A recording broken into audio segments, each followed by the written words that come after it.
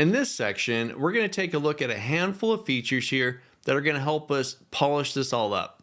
Get those final little things to finalize our personal budget template. The first feature that we're going to take a look at here deals with conditional formatting. Let's take a look. So I'm going to tackle the bills table first. I want to highlight any records in here where the difference value is a negative value. If it's negative, then I want to highlight the row a specific color. If it's positive or anything else, then I just want to leave it alone. Negative, highlight that one. So our first step is I'm going to highlight all the rows underneath this table. So I'm going to grab from rent all the way down to my last empty row there. Now with those cells selected, I'm now going to go to my Home tab, and over towards the right, we'll have conditional formatting. Now here, there's loads of different types of rules that you can apply. What I'm looking for here is actually a formula to apply that'll act as our condition. So I'm going to go down to Manage Rules. This will open up our Conditional Formatting Rules Manager. And in here, I'm going to create a new rule. All right, inside of our new formatting rule, I'm going to grab the option that says Use a formula to determine which cells to format.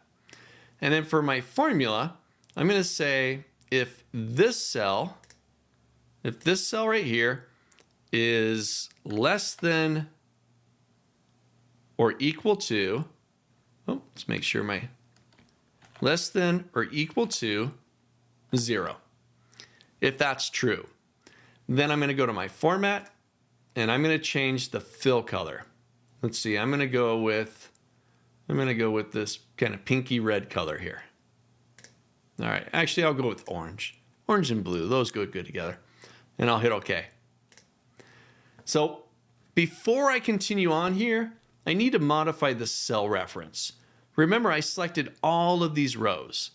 I don't want to just compare every single row against F14, but I wanted to use a relative reference and go to the specific cell it should for the row that it's on.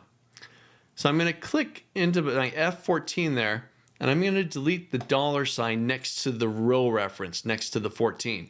You can leave the $F, that's fine because the column's not going to change, but I'm going to delete the $ in the 14 reference because the row is going to change.